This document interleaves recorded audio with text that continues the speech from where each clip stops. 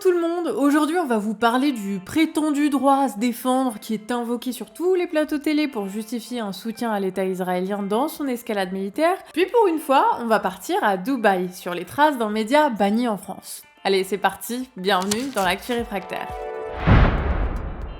On vous en parlait lundi, l'armée israélienne a bombardé l'Iran, et depuis vous avez dû le voir, l'escalade militaire continue. Mais le discours qu'on a pu entendre un peu partout sur les plateaux télé, c'est en fait ce qu'affirmait Macron lui-même en nous engageant avec lui dans sa sauce. Israël aurait un droit, là encore, à se défendre. Pourtant, l'État d'Israël a bien été le premier à bombarder l'Iran. Tout le monde est d'accord sur ça. Oui, mais vous voyez, il s'agirait là de frappes préventives. Alors primo, rappelons un truc, même si on sait maintenant que Netanyahou s'en fout, la guerre préventive en droit international, ça n'existe pas. Et deuxio, mais en prévention de quoi? Eh bien, d'après Netanyahou, l'Iran est à 2 doigts d'obtenir la bombe atomique, et représente donc un danger pour l'humanité.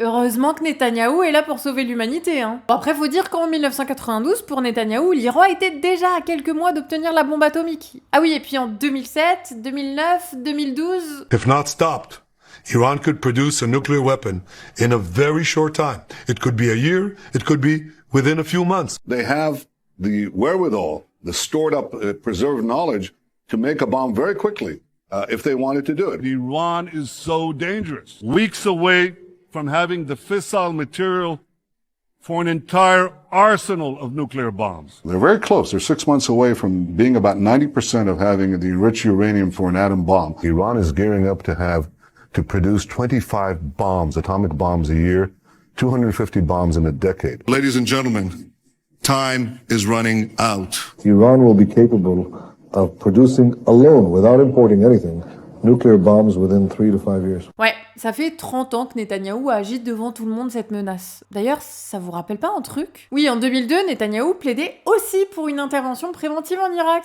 qui a bien eu lieu avant qu'on découvre une fois l'invasion et les dégâts commis par les États-Unis, que c'était un pur mensonge. Aucune trace d'armes nucléaires n'avait été trouvée, mais le mal a été fait. Et puis bon, finalement, est-ce que c'était pas d'ailleurs un mal pour un bien? Puisque la guerre en Irak a permis aux États-Unis d'obtenir ce qu'ils voulaient en partie. Des débouchés massifs pour des entreprises américaines dans la reconstruction d'infrastructures, la sécurité ou le pétrole, et des bases militaires permanentes en Irak. En gros, une bonne influence dans la région. Et puis dans le même temps, ça a aussi permis de rendre service à Israël, en détournant le regard de l'occupation en Palestine vers Bagdad, et en affaiblissant aussi Saddam, qui était soutien, bien qu'opportuniste, à la cause palestinienne. Mais si on revient dans le présent, ce que ne dit pas Netanyahou, c'est que l'Iran a signé le traité de non-prolifération nucléaire, qui l'engage directement à ne pas acquérir d'armes nucléaires. Et devinez qui refuse de signer ce traité? Seulement 4 États, dont l'Inde, le Pakistan, la Corée du Nord et, roulement de tambour, l'État israélien. Israël refuse donc toute inspection internationale, mais selon des estimations, l'État posséderait au moins, je dis bien au moins,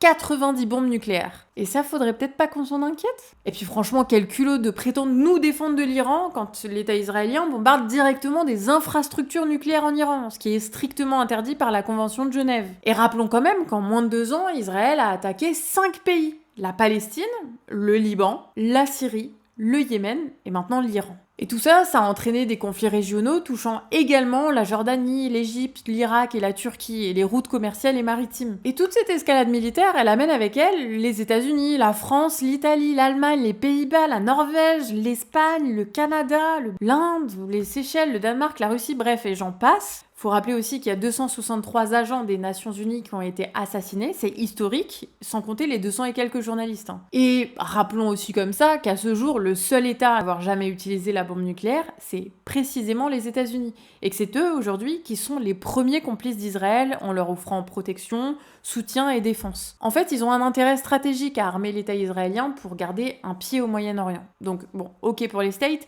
mais qu'est-ce qui pousse Israël à embraser le monde alors? Eh bien, on t'explique ça en détail vendredi soir sur la chaîne du Canard Réfractaire, alors pense à aller t'abonner à la chaîne dès maintenant si les analyses plus approfondies ça t'intéresse. En tout cas, ce qui est intéressant, c'est qu'il y a quand même une fracture qui se fait là dans les soutiens à Trump. Il y a certains dirigeants états-uniens comme J.D. Vance qui veulent freiner l'embrasement du Moyen-Orient parce que ça pourrait entraîner l'implosion de l'ordre mondial sur lequel règnent les États-Unis. Mais ça n'empêche pas qu'il y a une autre partie de l'administration Trump qui reste sensible à Netanyahou et qui voit l'opportunité de faire chuter le pouvoir iranien. Donc voilà, même au sein du camp trumpiste, ça devient difficile de trouver un consensus. Pour ce qui est des dirigeants européens, cela dit, eux, ils continuent de faire la preuve de leur impuissance et sont réduits à interpeller Trump. De son côté, l'État chinois appelait ses citoyens à quitter Israël et Téhéran, et ironie ultime, Poutine se propose comme médiateur alors qu'il est lui-même visé par un mandat d'arrêt international. Ça a l'air quand même impossible à démêler tout ça, non? C'est tout simplement parce que les fauteurs de guerre ne peuvent pas faire la paix. Et oui, ils nous ont promis un monde toujours plus connecté et pacifié grâce au marché mondial, et en fait, ils ont juste créé un sac de nœuds au gré des alliances économiques qui sont contradictoires. Et tout ça, ça commence à se tendre et à se déchirer. Et si la solution, c'était nous, le peuple, qui n'avons pas intérêt à la guerre, quelle que soit notre nationalité? En tout cas, nous, c'est la position qu'on défend, et on te laisse nous dire en commentaire ce que t'en penses. Allez, direction Dubaï. Dubaï, capitale du bling, du luxe, des tours en verre, mais aussi nouvelle base arrière de la propagande d'État russe. Et ouais, je sais pas si vous vous rappelez, mais depuis l'invasion de l'Ukraine, il y a des chaînes comme RT qui ont été interdites dans l'Union européenne, bannies de YouTube, chassées de plusieurs pays. Alors on aurait pu croire qu'elles allaient s'éteindre, mais c'était mal connaître le capitalisme global. Et ce que montre Novaya Gazeta Europe, média russe en exil, c'est que ces médias, et les idées qu'ils portent, ont tout simplement déménagé. Et pas n'importe où, aux Émirats Arabes Unis, un paradis fiscal ultra répressif où les fortunes du monde entier se croisent sans poser de questions. C'est là, par exemple, que l'émission Going Underground a repris du service. Anciennement diffusée au Royaume-Uni, elle est désormais enregistrée à Dubaï et diffusée par la plateforme Rumble, connue pour héberger tout ce que YouTube a viré, climato-sceptique, complotiste, mais aussi propagandiste d'État. L'animateur, Afshin Ratansi, y déroule sans filtre la ligne du Kremlin. L'OTAN serait entièrement responsable de la guerre, l'Ukraine est manipulée par l'Occident, la Russie une simple victime. Mais la question au fond, c'est pas juste RT. Parce que c'est quoi en fait le move des Émirats en offrant cet exil politique à la chaîne de propagande russe? Eh bien, la réponse est structurelle. Les Émirats sont un hub du capital mondialisé. Ça veut dire que c'est un endroit stratégique où les flux d'argent, de marchandises, d'investissements et d'intérêts politiques se croisent à l'échelle internationale. C'est un paradis fiscal. Les impôts y sont très faibles, voire inexistants pour les sociétés étrangères. Pas de TVA, pas d'impôts sur les bénéfices, peu de transparence bancaire. En fait, les riches du monde entier peuvent y placer leur argent, acheter des immeubles, immatriculer des entreprises, sans rendre de compte. Et c'est un centre logistique ultra connecté. Port, aéroport, télécommunications. En fait, Dubaï est une plateforme idéale pour faire transiter des biens, des technologies, des ressources ou des armes, officiellement ou discrètement. C'est aussi un espace neutre sur le plan diplomatique, ni tout à fait aligné sur les États-Unis, ni totalement contre. Du coup, tout le monde y trouve son compte, même des régimes en guerre les uns contre les autres. Et c'est pour ça que la classe dominante russe, les oligarques, les dirigeants des grandes entreprises d'État, n'a jamais réellement été isolée. En fait, elle s'est intégrée à un capitalisme globalisé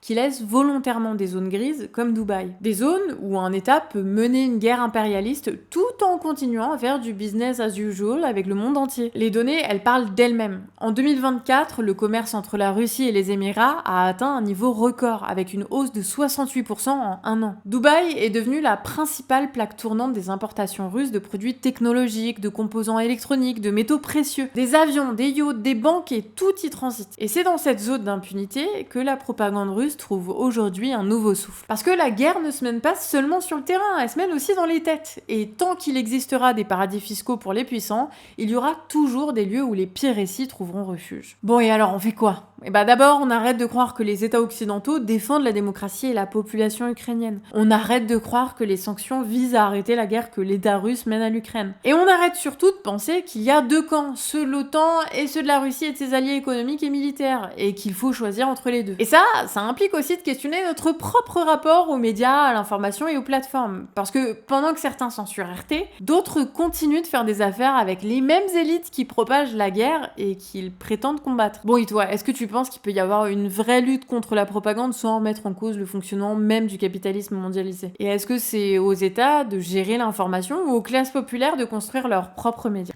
Ah, et dernière info importante qui a diffusé un maximum, aujourd'hui jusqu'à demain, Retailleau mobilise 4000 forces de l'ordre aux frontières pour contrôler les transports en commun, avec comme objectif d'arrêter des personnes sans papier. Donc les gares et les bus sont à éviter pour les personnes concernées. Bon c'est tout pour aujourd'hui, c'était Déby et moi-même à l'écriture, j'ai aussi fait la miniature, et c'était Monteur décolonial au montage, Betty à la diffusion et Antoine aux commentaires. Nous on se retrouve demain pour continuer cette semaine chargée en actu, et d'ici là, prenez soin de vous. Ciao!